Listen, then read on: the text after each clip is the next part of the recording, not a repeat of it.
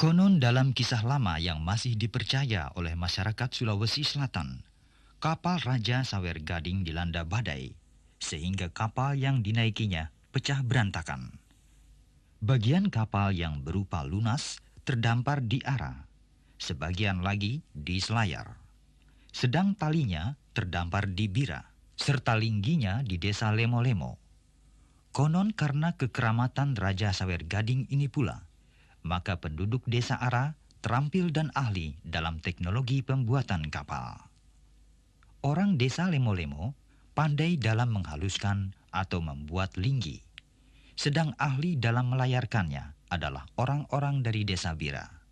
Pelaut-pelaut dari desa Bira khususnya terkenal akan keterampilannya dalam mengarungi lautan dan samudra. Mereka adalah pelaut-pelaut yang pantang menyerah dalam menantang keganasan laut. Tak salah kalau mereka mempunyai semboyan. Tak kunjunga bangun turu, naku ginciri gulingku, kualiana talangana toalia. Yang artinya, bila layar sudah berkembang, kemudi sudah terpasang, lebih baik tenggelam daripada surut kembali ke daratan. Kabupaten Daerah Tingkat 2 Bulukumba secara administratif terdiri dari 7 kecamatan dan 336.224 penduduk. Sebahagian besar wilayah atau daerah Kabupaten Bulukumba adalah tanahnya subur untuk sektor pertanian dan perkebunan. Dan sebahagian lagi wilayahnya, utamanya di pesisir timur Kabupaten Bulukumba ini, adalah tanahnya kering atau tandus, di mana struktur tanahnya adalah terdiri dari batu karang. Sehingga dengan demikian, dengan kondisi yang demikian inilah, maka sebahagian besar masyarakatnya menggantungkan kehidupannya di sektor kebaharian atau pelaut, nelayan, membuat perahu dan melayarkannya.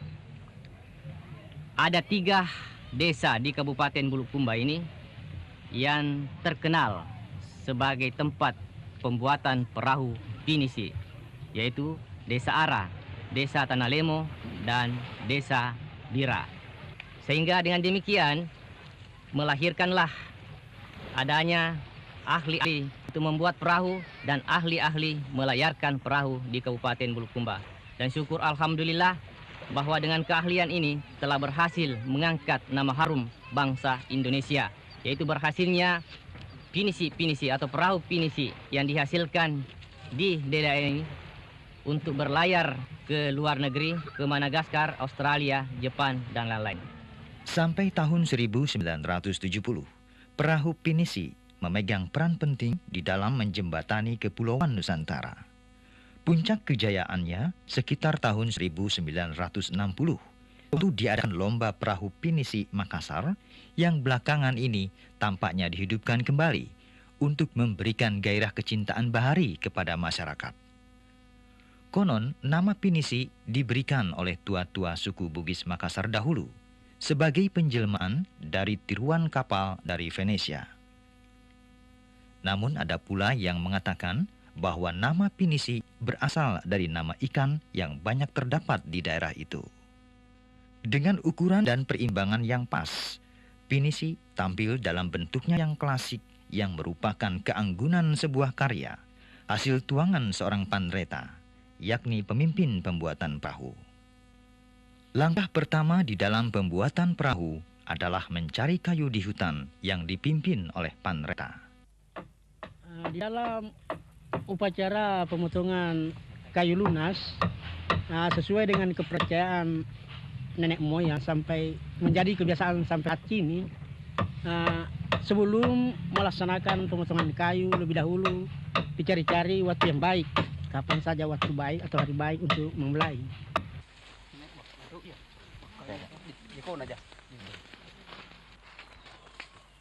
Cocok ini yang kita ngerasa balik. Ini wakaya nih. Iya. Cocok jika de nih kalau bisa yang ini ada ngaji hanya jeku. Nanya kalau bisa lampu sih jika de cocok. Empainya relongnya. Ini rolo. Iya. Kamu rajin mah di persa barang. Pada umumnya, jenis kayu yang dipilih adalah kayu naknasa yang mempunyai keistimewaan uratnya sunsang kedap air dan daya susutnya kecil. Penebangan pertama dilakukan untuk bahan lunas atau dalam bahasa setempat dinamakan kalabiseang yang terdiri dari 3 potong.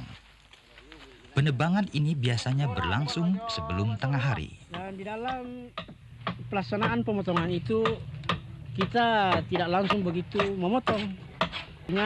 Sampai pada pohon itu sudah kita periksa, kita kelilingi begitu apakah kayu tersebut ada penghuninya merupakan roh-roh halus atau tidak. Untuk itu sebelum pemotongan kayu, kapak yang mau dipergunakan disandarkan di pohon kayu. Jadi bila mana ada sebuah kapak yang jatuh, ternyata penghuninya ada.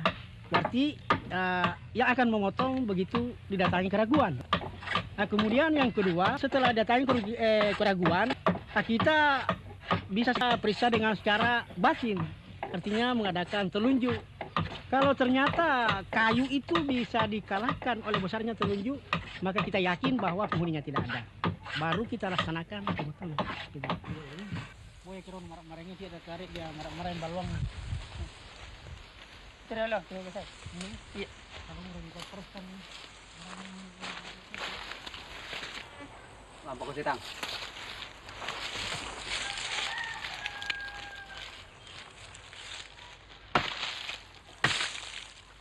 Ya. Ya, keturunnya berenang. Dengkai. Naik berenang apa? Balang kasih. Ya, terus. Ya, balang kau. Gua balik aku nih.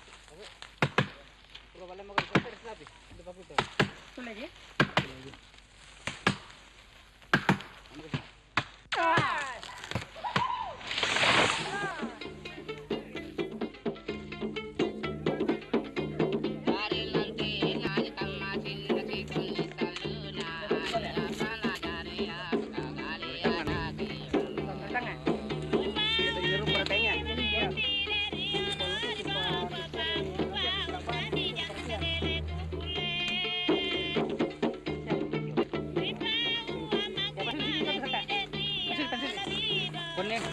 Ya, kita di sini.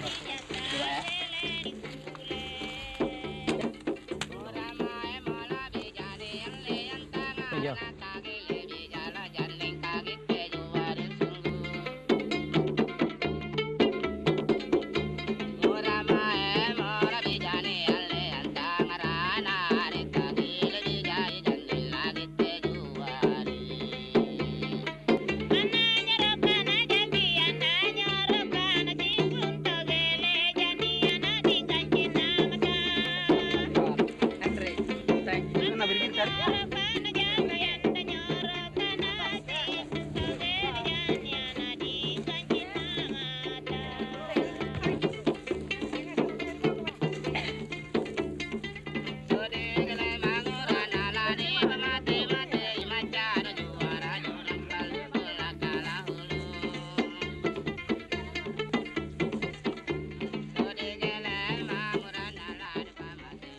Kemudian kayu dipotong-potong berdasarkan ukuran yang telah ditentukan dan dibawa ke bantilang, yakni tempat perakitan perahu. Kegiatan yang dilakukan di Bantilang pertama-tama adalah menyambung lunas atau kalabiseang. Seterusnya adalah shooting yang dinamakan apatonrang yang berarti mulai. Saat akan memulai proses pertemuan, ibarat manusia akan mengadakan pertemuan laki dengan wanita untuk mewujudkan seorang bayi. Karena anggapan dan kepercayaan nenek moyang dulu sampai saat sekarang, dalam proses pembentukan perahu itu tidak ubahnya dengan proses pembikinan orang bayi. Itulah sebabnya maka dalam pelaksanaan perahu pakai tulang-tulang yang merupakan tulang rusuk manusia, dan urat-uratnya itulah merupakan lepengnya manusia untuk urat-uratnya. Kemudian di dalam pelaksanaan sambung lunas itu macam-macam yang disediakan, Pak. Ya. Umpamanya saja ada jarum. Itu jarum, kita kenal jarum itu adalah wajah dan selalu tajam. Nah, itu kita niatkan juga semoga barang yang kita bikin ini tetap kuat dan awet begitu. Kemudian ada kapas yang istilah bahasa di sini kapas rurung-rurung. Nah, itu menurut anggapan dan kepercayaan dulu-dulu supaya rezeki dari perahu ini, begitupun dari yang mengerjakan perahu itu rezekinya terus sambung menyambung begitu. Kemudian ada juga biasa atau bahasa di sini baji, punya beras ketan campur gula. Itu supaya kita bisa sama-sama nikmati manisnya daripada hasil usaha yang kita kerjakan. Itu. Ini ke mami, hajar gitu ke, nah hajarin ke, nah hajar pulang.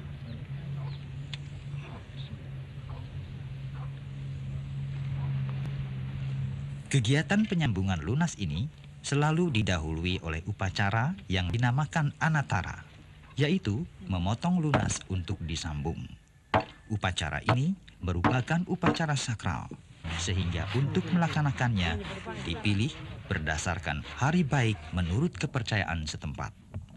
Saat yang dianggap baik adalah sewaktu pasang naik antara pagi sampai tengah hari. Sebagai lazimnya dipersiapkan pula beberapa kelengkapan upacara, antara lain seperti pisang panjang 2 sisir dan wajik yang bermakna kesan baik dan manis.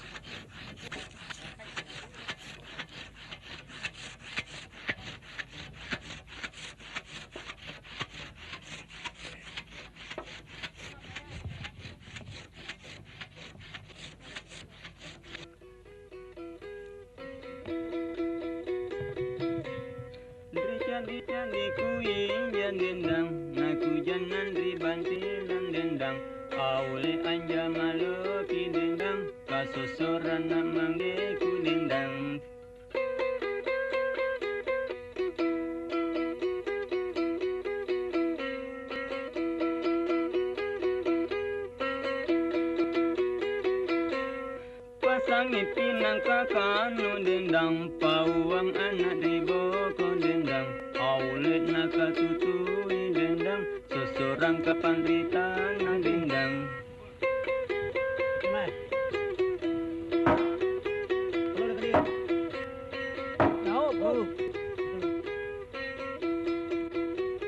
Masih banyak pekerjaan yang harus dilakukan setelah itu. Misalnya pemasangan papan keras atau disebut dalam bahasa daerahnya anjana papan terasa, yaitu papan kulit pertama, mulai papan urat ketiga, keempat, kelima, dan seterusnya sampai menjadi bentuk perahu jadi.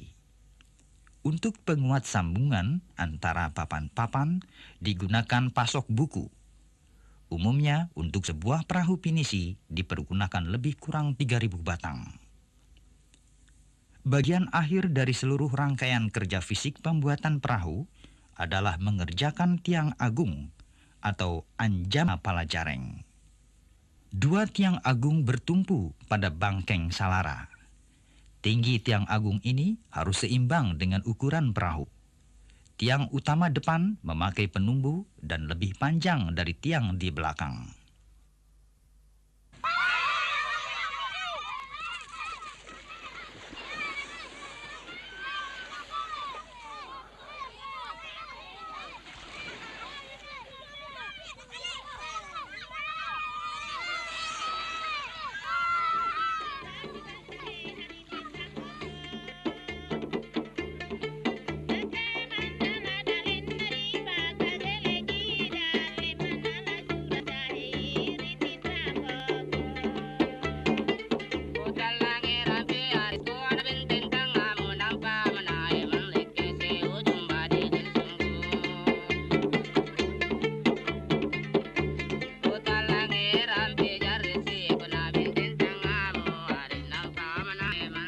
Setelah perahu siap dan akan diluncurkan, maka pada malam harinya dilakukan upacara memberi pusat dan menolak bala. Upacara aposili adalah upacara yang mendahului upacara amosi.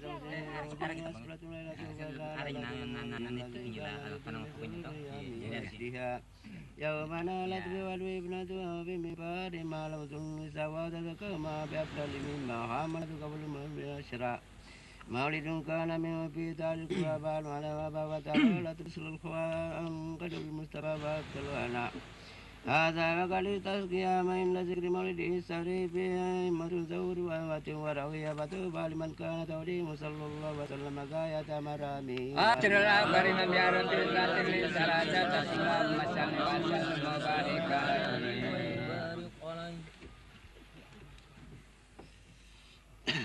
Allahumma salli wa sallim wa barik alaihi. Asraka al-badarun alaina ikat kafa minihul budur yasilaun nikamara aina ikat tuya wajahun sudur masu'an tambaluru yang kanurum pau kanur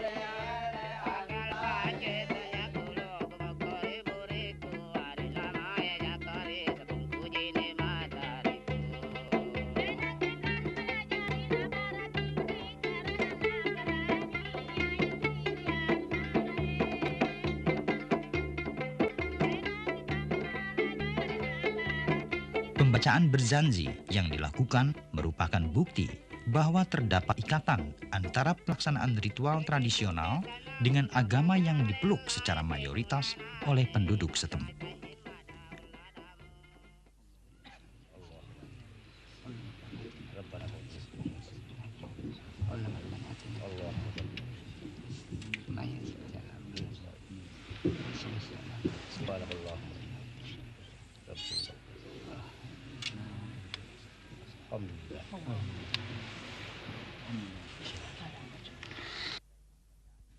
Selesai pembacaan berzanzi, maka dilakukanlah upacara aposili, yakni upacara menolak bala.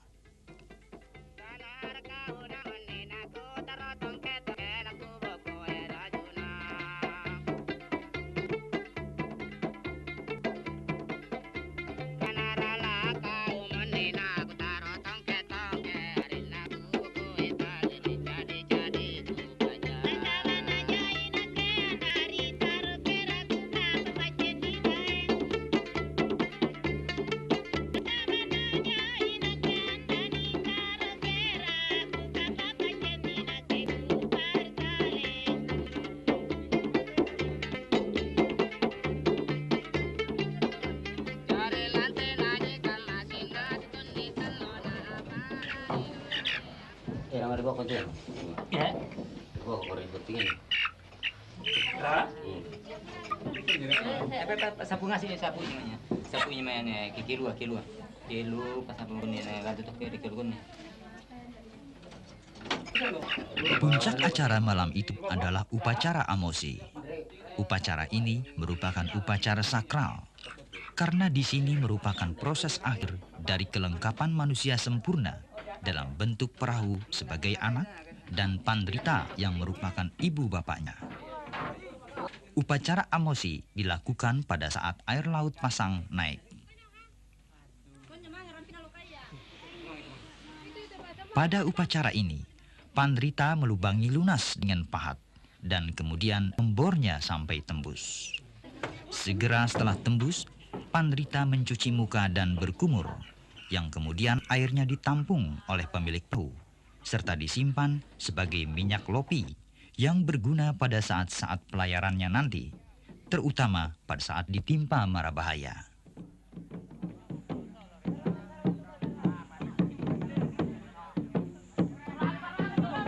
Pada pagi harinya, dilaksanakan upacara anyorong, yakni meluncurkan perahu ke laut.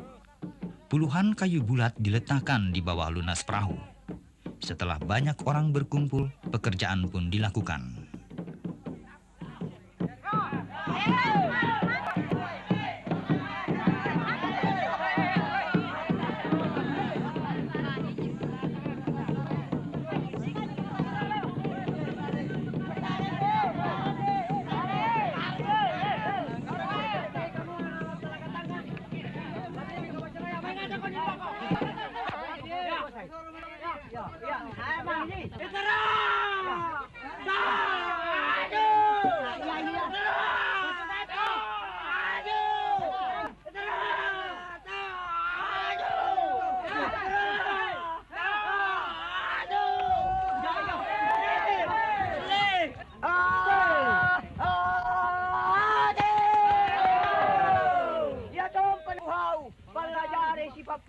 Bawa na tong pakalumpan na paklamoy. Aduh. Ya tong panakuhaw, palajari si papakku. Bawa na tong pakalumpan na paklamoy.